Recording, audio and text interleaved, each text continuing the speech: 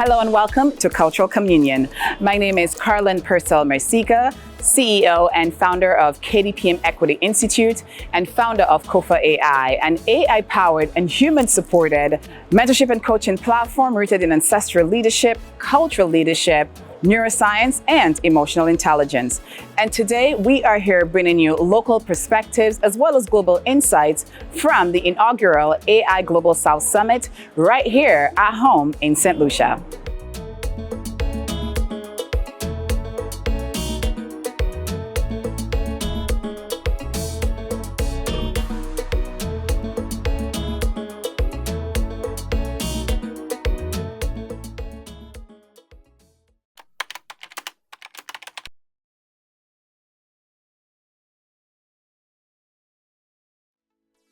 So one bold idea that I heard throughout the AI Global South Summit conference that really inspired me to dream big was actually Mrs. Carlin's presentation on what would it look like to utilize AI in terms of preserving our culture and our heritage. What would it look like to utilize a tool that is built by us for us? That was something that I was thinking about and had different questions on as to how can we really create these digital or database platforms that can best cater to what it is that we as a Caribbean society may need. How can we access information or access archives that is relevant and specific to us as a people? And so hearing her presentation and seeing how it is that she is spearheading an amazing project, I believe it's called Kofa, where she not only had this problem, but she also found a solution to that problem. It gave me inspiration to figure out, okay, what is it exactly that I may think, okay, this is something that I believe needs to be addressed, but also how can I be the agent of change to answering that sort of issue or topic? So she was definitely inspiration. Shout out to you, Miss Carlin. A bold idea, I think I shared at the conference, is the whole idea of developing data habits. We talk about AI this, AI that, but the reality is the source of AI is data. And as Caribbean people, as St. Lucians, we do not produce a lot of our own data. What we get online is oftentimes written from an outside perspective. So therefore, if the everyday St. Lucian, and we don't need to be highfluent when we talk about data. Your monthly grocery bill, that's data. You know, your classroom attendance, that's data. So little things that you keep track of in your life, start looking at these things a bit more intentionally. See what trends, what patterns occur. And from that, you can end up saving money, saving time, and in some of the best cases, saving relationships. The police officer actually inspired me to dream a little bit bigger. So instead of only looking at patent inventions and copyright and creative industries and looking at intellectual property in the legal sense, I looked at crime prevention and ownership of private data and criminal and policing data, and looked at maybe expanding my business into ownership of private data in St. Lucia, helping the police to manage their private data. A bold idea I heard today at the conference that made me want to dream bigger and to do bigger things was to make sure that we don't self-marginalize, that we make sure that we're not the ones that are holding ourselves back through fear and through negative aspects that we hear about AI.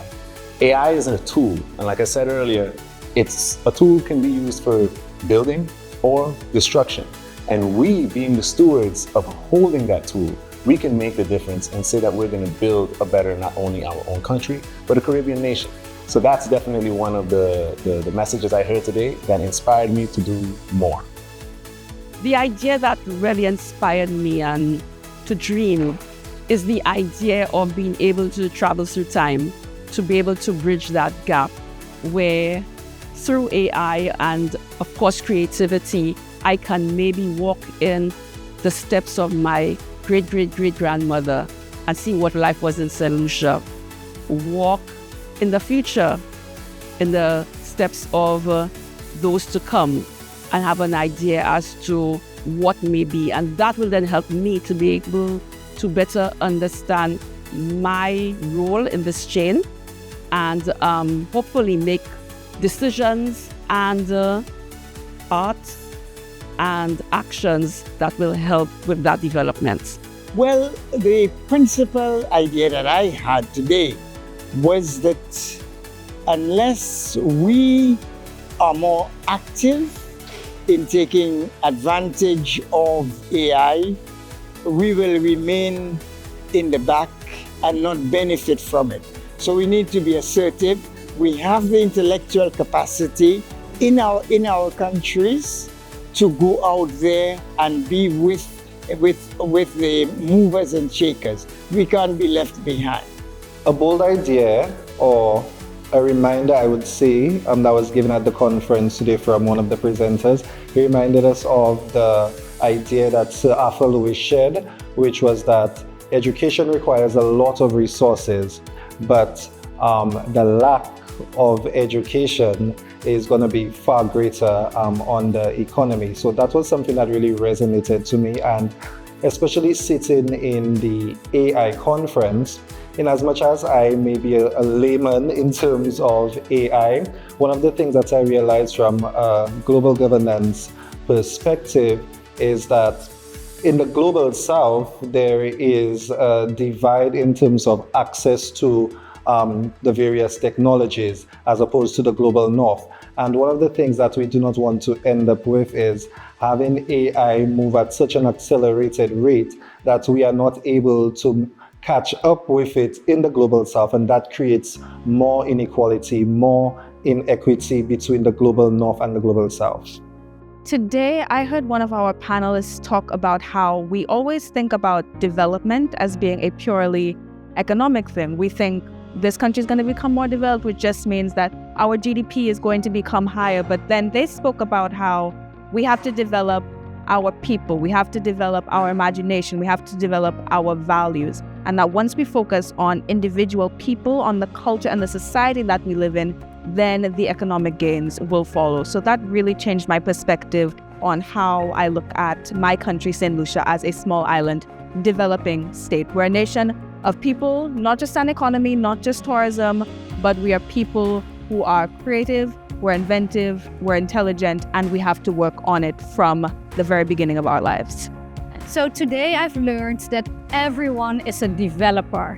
And a developer does not mean nowadays that you have to know how to learn code or that you know how to transform data into applications, but all of us have a role to play in that whole ecosystem of digital transformation. So let's all take that role and be a developer.